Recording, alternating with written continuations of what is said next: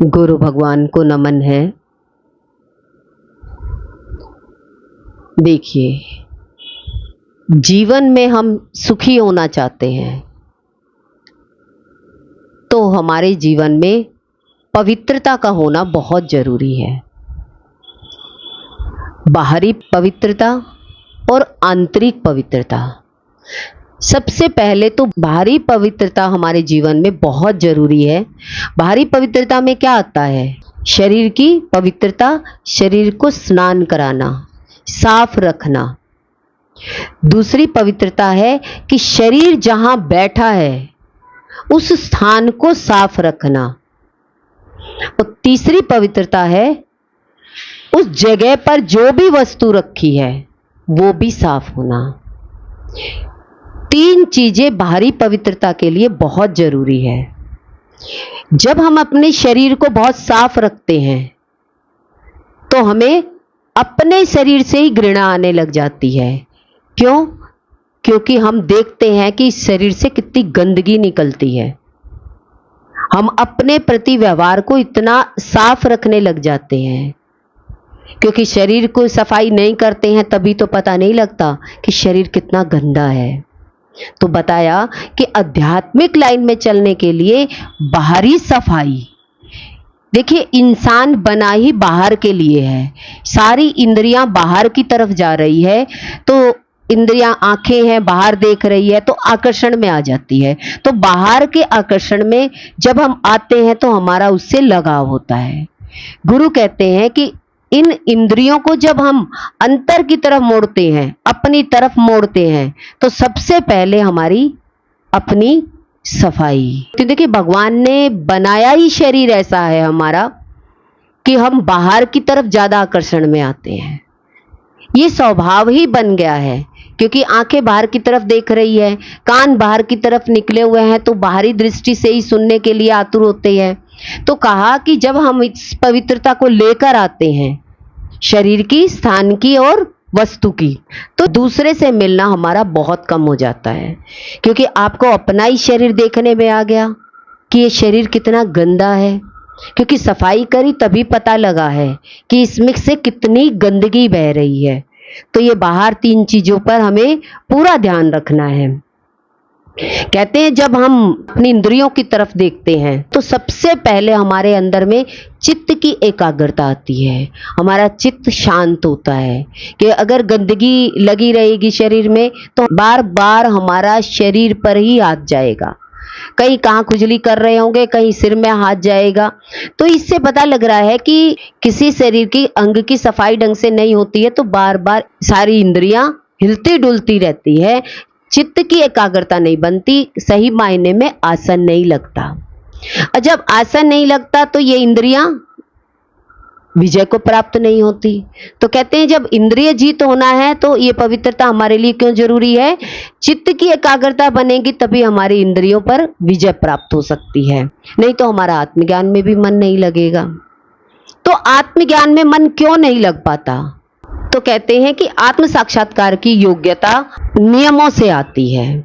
सबसे पहले नियम क्या होता है कि आपका आपके साथ व्यवहार कैसा है। व्यवहार का मतलब क्या हुआ? पवित्रता। शरीर के प्रति आप कैसे रहते हैं। देखिए, बड़े लोग पहले क्या कहते थे?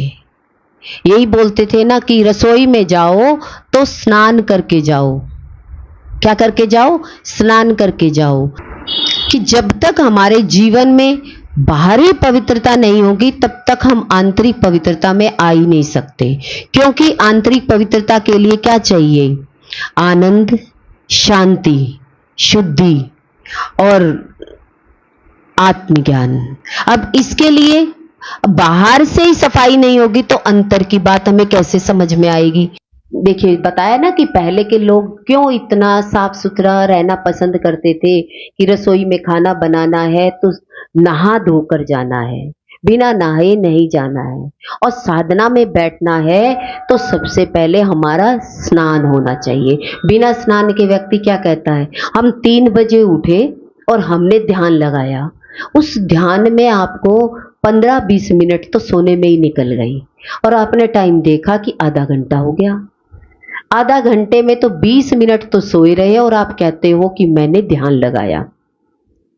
इसीलिए स्नान कहा जाता है कि आपकी इंद्रियां जब साफ हो जाएगी तो आपको ध्यान लगाने में भी मजा आएगा, आनंद आएगा, शांति आएगी, संतोष आएगा। तो भारी पवित्रता में सारी चीजें हमारी घर में, जहां हम बैठते हैं, जहां हम खाते हैं, जहां हम सोते हैं, वहां हमारी पूरी सफाई होनी चाहिए। हम तो सोचते हैं कि चलो सफाई तो हो गई, झाड़ू पोछा हो गया, सफाई हो गई। गुरु कहते हैं नहीं, भारी पवित्रता का मतलब यही है कि पहले शरीर को क्लीन करिए, फिर स्थान को क्लीन करिए, फिर उस स्थान पर जो वस्तु रखी है उस वस्तु पर बिल्कुल भी डस्ट नहीं होनी चाहिए। हम कोई भी चीज उठाएं और उस पर पूरी डस्ट लगी हो तो क्या होगा? आप उठाएंगे तुरंत आपको क्या होगा? छींक आएगी। तो क्या होगा? आपके शरीर पर इफेक्ट डाला, नेगेटिव इफेक्ट डाला, तभी तो आपको छींक आई। तो इससे पता लगता है कि हम कितने साफ सुथरे हैं। तो ज्ञान में जब हम चलते हैं तो गुरु कहते हैं ये चीजें होनी हमारे जीवन में बहुत जरूरी है। और आंतरिक शुद्धता के लिए, आंतरिक पवित्रता के लिए क्या चाहिए? देखिए, 3 प्रकार के गुण होते हैं आंतरिक पवित्रता में, सतोगुण, रजोगुण और तमोगुण। जब ये 3 गुणों की प्रधानता हमारे अंदर में होती है तो हमारा अनबैलेंस होता है, सतोगुण नहीं होता है और रजोगुण और तमोगुण होता है। या तो हम कमाने ही जाते हैं और तमोगुण में या शरीर भाव में होते हैं, घर में शरीर की बातें होती हैं।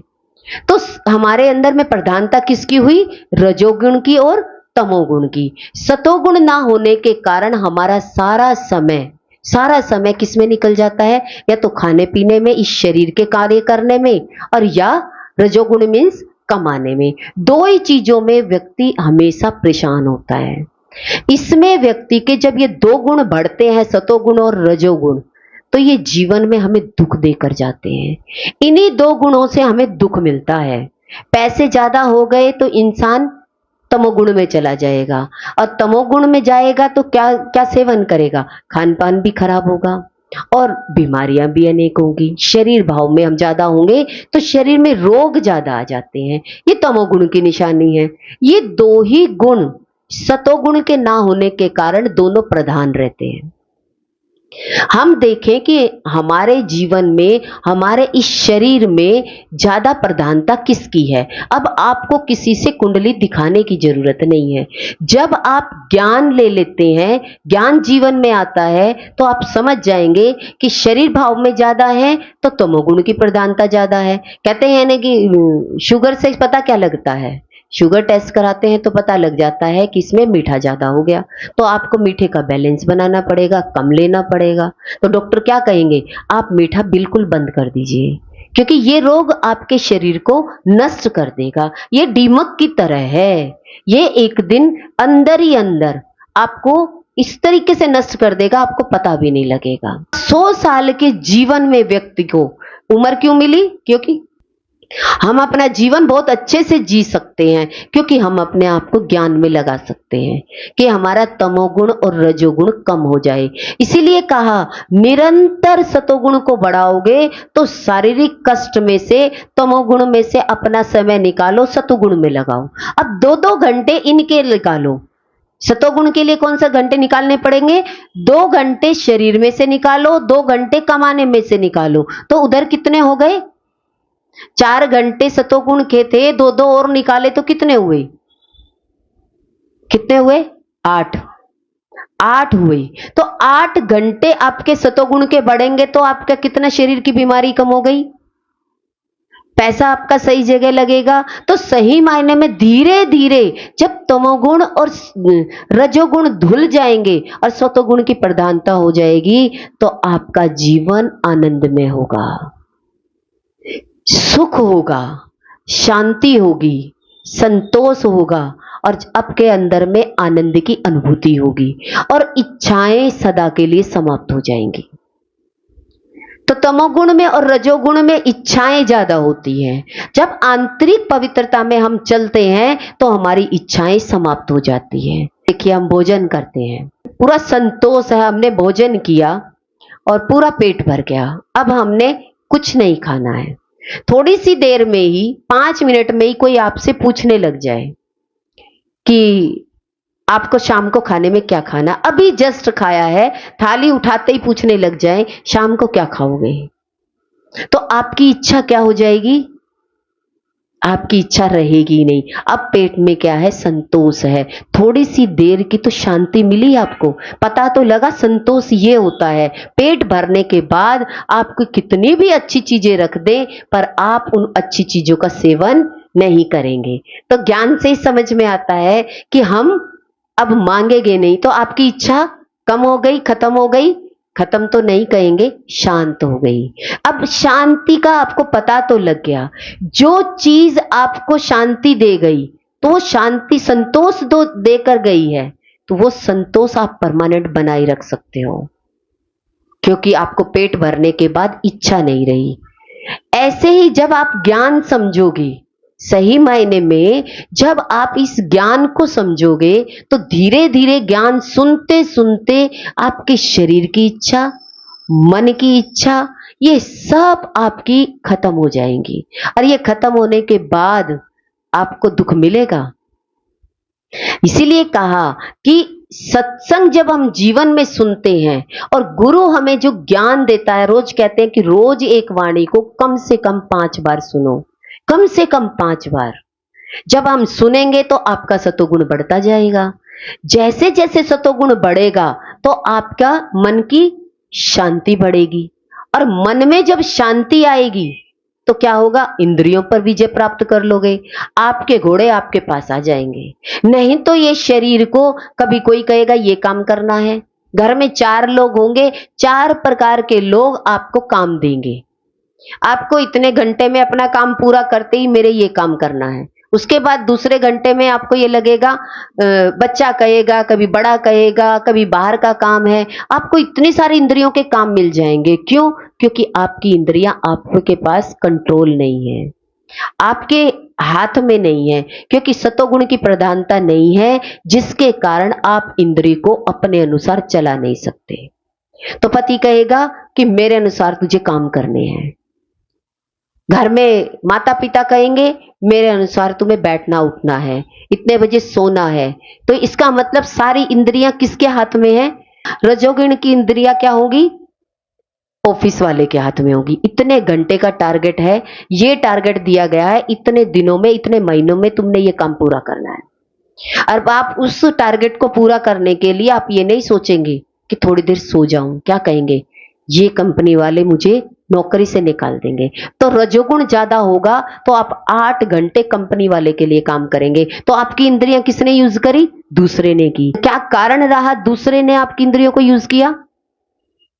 सतोगुण की प्रधानता नहीं है, रजोगुण की प्रधानता है। तो आप नौकरी करेंगे, बिजनेस करेंगे, सारा दिन आप उस कर्मों में लगे रहेंगे, पर काम आपको शरीर से ही करना होगा, इन इंद्रियों से करना होगा। क्योंकि ये इंद्रियां भगवान ने कह दिया अगर मेरी तरफ नहीं मुड़ी तो ये दुनिया चलाएगी, ये दुनिया इन घोड़ों को चलाएंगे, इस शरीर को चलाएंगे। तो घर में सब क्या कहते हैं? मेरे अनुसार काम कर। तो तामसिक शक्ति में होंगे आप, घर में होंगे तो घर में परिवार के बड़े लोग क्या कहेंगे कि भाई अपना काम शरीर से खुद करो। तामसिकता का मतलब यही आ गया कि शरीर की सारे काम आपको खुद करने पड़ेंगे और इसकी प्रधानता ज्यादा होगी। तो इंसान बीमार होकर के शरीर के ज्यादा काम करे या मुक्त हो जाए इससे, दोनों में ही आपको सतोगुण बढ़ाना है।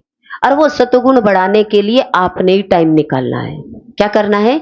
सतोगुण बढ़ाने के लिए आपने ही टाइम निकालना है। इस 12 घंटे में से आप कैसे निकालेंगे? 4 घंटे। 4 घंटे भी अगर आप निकाल लिए तो आपका तमोगुण और रजोगुण बैलेंस रहेगा, शरीर भी स्वस्थ रहेगा और आपका पैसा भी बैलेंस में रहेगा। दो ही चीज संसारी के उतार चढ़ाव में आते हैं। कारण क्या है? क्योंकि कांटा, आप तराजू आपने देखी होगी, तराजू में जब आपको चीज चाहिए, एक तरफ तो आपने फ्रूट्स रख दिए, एक तरफ बाट रख दिया। अब दोनों का बैलेंस बाट के हिसाब से क्यों मिला रहे हैं? बाट क्यों रखा भाई? आपका कांटा सही जाए, तो तब आप इस फल को ले सकते हो। नहीं तो कहते ना फल वाला वैसे ही उठा के दे देता, क्यों नहीं दिया? उसने भी बैलेंस बना के दिया आपको। ऐसे ही भगवान कहते हैं कि आप कितना भी सतोगुण से दूर हो जाए, या तो आपको तमोगुण परेशान करेगा या पैसा परेशान करेगा। बहुत ज्यादा पैसा होगा तो अनबैलेंस कैसे होगा? आप जुआ खेलने लग जाएंगे, शराब पीने लग जाएंगे, नशा करने लग जाएंगे, पर आपकी शरीर की उम्र कम हो जाएगी। क्योंकि शरीर की मियाद कम क्यों हुई? क्योंकि सतोगुण नहीं है जीवन में। सत्व नहीं होगा तब तक रज और तम आपके बैलेंस में नहीं बनेगी। तो बैलेंस बनाने के लिए आपका कांटा, सतोगुण का कांटा कहां होना चाहिए? ऊपर होना चाहिए। 4 घंटे शरीर के कर्म के लिए, 4 घंटे कमाने के लिए, और 4 घंटे भगवान के लिए। हम भगवान के मंदिर में तो देखिए थोड़ी देर के लिए जाते हैं और वापस आ जाते हैं। 4 घंटे किसी मंदिर में बैठे हो, 4 घंटे किसी मूर्ति के पास बैठे हो, 4 घंटे लगातार नाम जप करने को बैठे हो? नहीं। अब लगाइए अपनी एज के अनुसार, रोज के 4 घंटे आपने सतोगुण में नहीं लगाए तो आपके शरीर का बैलेंस कैसे बनेगा? आज हम देखते हैं छोटी छोटी उम्र में बच्चे जा रहे हैं, उसका अनबैलेंस हुआ क्यों? क्या कारण है? बैलेंस कैसे बना रहता? जब हमारे जीवन में गुरु का ज्ञान, इसीलिए सत्संग में बिठाया जाता है कि सत्संग में जबरदस्ती 1 घंटा तो बैठोगे, मंदिर में तो 5 मिनट में बाहर निकल आओगे। और आप क्या कहोगे?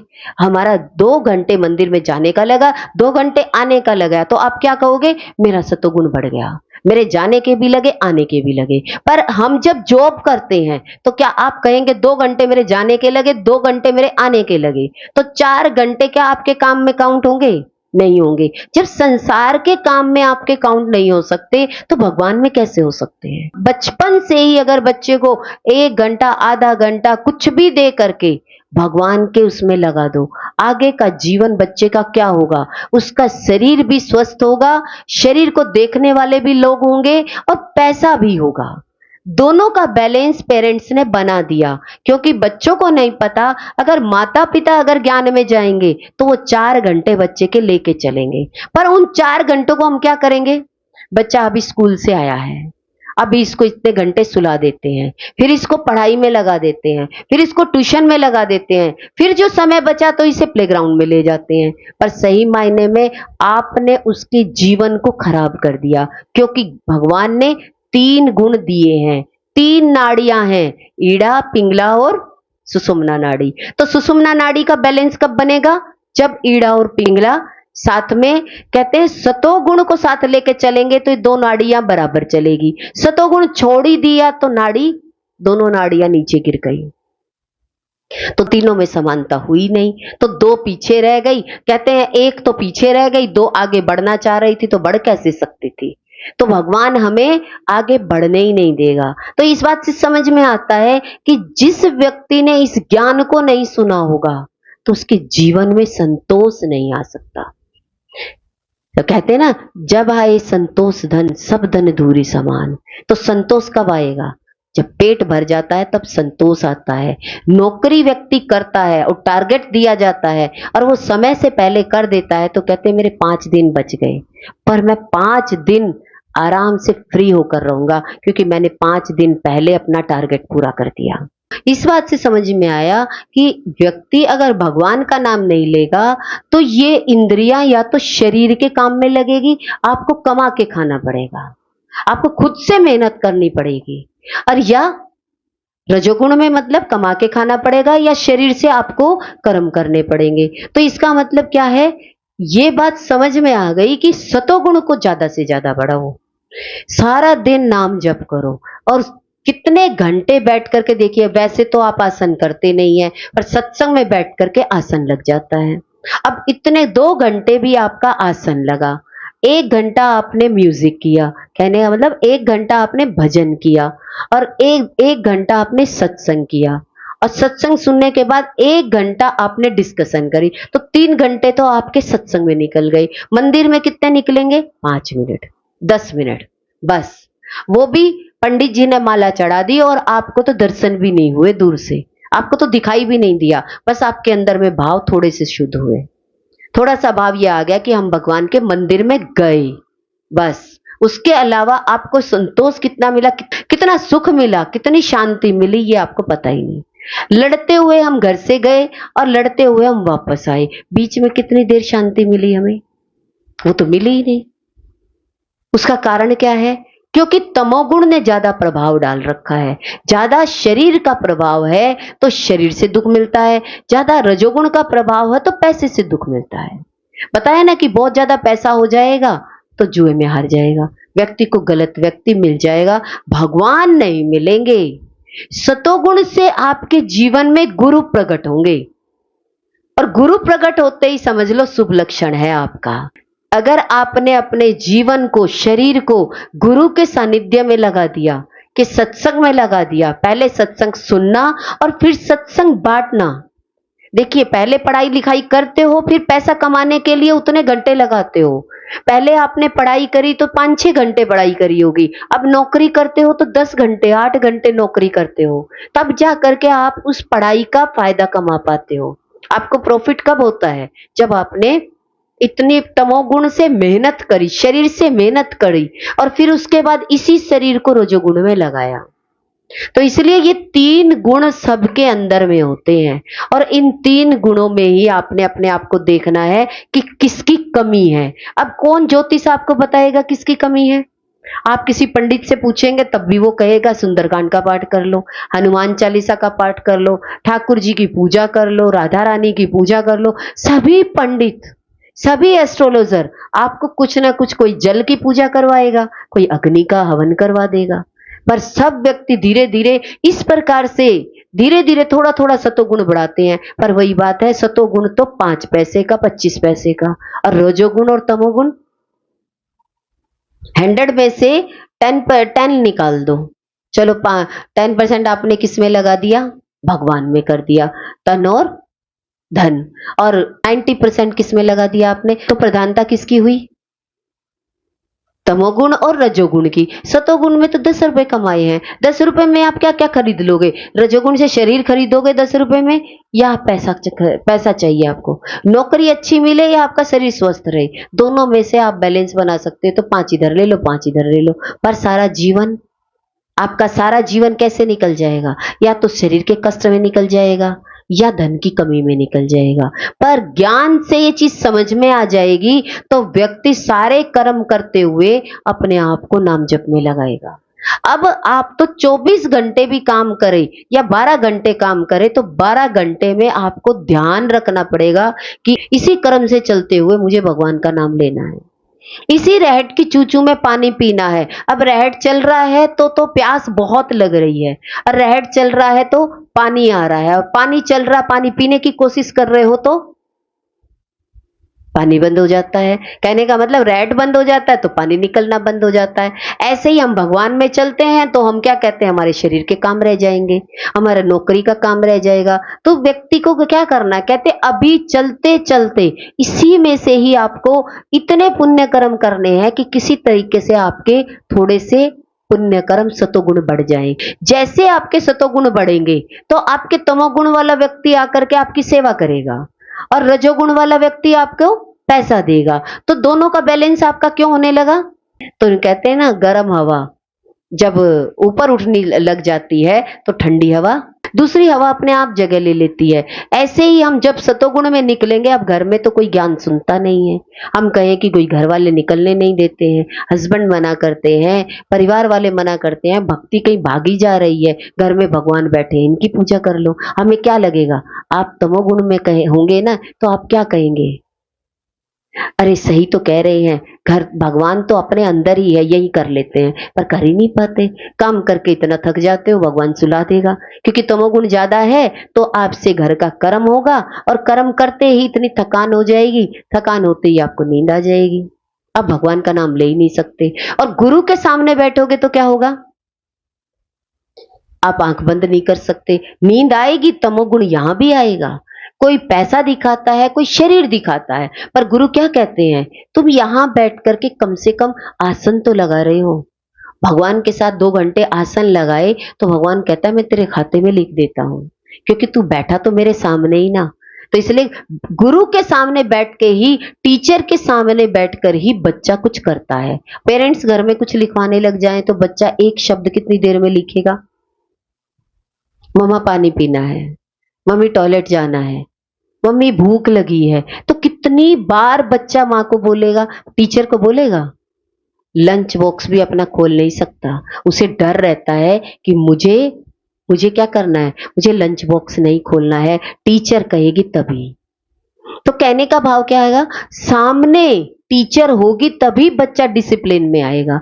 ऐसे ही सदगुरु हमें क्यों चाहिए, वो हमें अंतर्मुखता की तरफ मोड़ते हैं। पहले बाहर की पवित्रता, फिर आंतरिक पवित्रता। आंतरिक पवित्रता में संतोष आता है, आनंद आता है, शांति आती है। जब ये सारी चीजें आप अपने अंदर में अनुभव करने लग जाते हो, तो सही मायने में आपने जो पाना था ना वो पा लिया। परमानेंट शांति आपके अंदर में आ गई। थोड़ा सा आपने परमानेंट शांति का अनुभव किया, जिंदगी भर आप गुलामी से बच जाओगे। आप किसी के गुलाम नहीं रहेंगे, कोई आपको अपने अनुसार नहीं चलाएगा। आपको समझ में आ गई कि मुझे करना क्या है। देखिए, जब हम गुरु के पास जाते थे, गुरु वृंदावन में आते हैं, तो कितना शुरू में उनके आने का उत्साह होता है हमारे अंदर में। इतना अंदर में एक्साइटमेंट होती है कि भाई गुरु आ रहे हैं, गुरु आ रहे हैं, गुरु आ रहे हैं। तो अंदर में भाव रहता है, यहाँ खड़े हो जाते हैं, यहाँ खड़े हो जाते हैं। तो कितना प्रेम होता है, अंदर में तरंगे उठती हैं। वो तरंगे हमें क्या बताती है, वो प्रेम की तरंगे हमें क्या बताती है?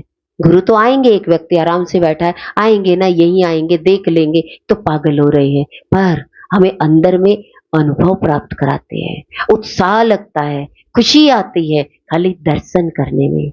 इतना उत्साह होना चाहिए भगवान के लिए, तब कहीं जाकर के आध्यात्मिक यात्रा शुरू होती है। गुरु का आगमन, कहते सुबह सूर्य निकलता है तो कोई सूर्य निकलने से पहले ब्रह्म मुहूर्त में संत उठते हैं और क्या कहते हैं, सबसे पहले सूर्य का दर्शन मैं करूंगा, क्योंकि दिन निकल रहा है, अंधकार जा रहा है। तो अंधकार, रात का अंधकार मिटाने के लिए सुबह जल्दी उठता है। एक व्यक्ति कहता है उठने की जरूरत क्या है, सूरज निकल जाएगा, फर्क क्या पड़ता है, विंडो से अपने आप आ जाएगा अंदर। पर देखिए फर्क है, एक संत ब्रह्म मुहूर्त में उठते हैं, खुशी आती है।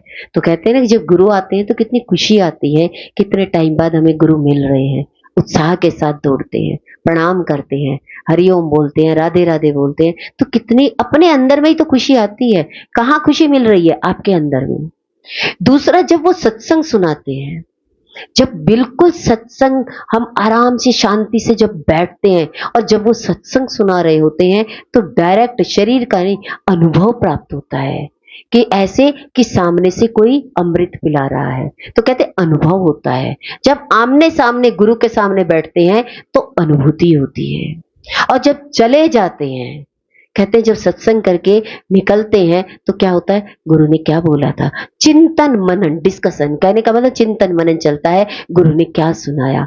ये है प्रेम, ये है आध्यात्मिकता, कि आपके अंदर में निरंतर भगवान का भाव बना रहे। तो गुरु का आना एक शुभ लक्षण है आपके जीवन में, सतोगुण का बढ़ना है। गुरु भगवान के अनंत अनंत शुक्राने हैं।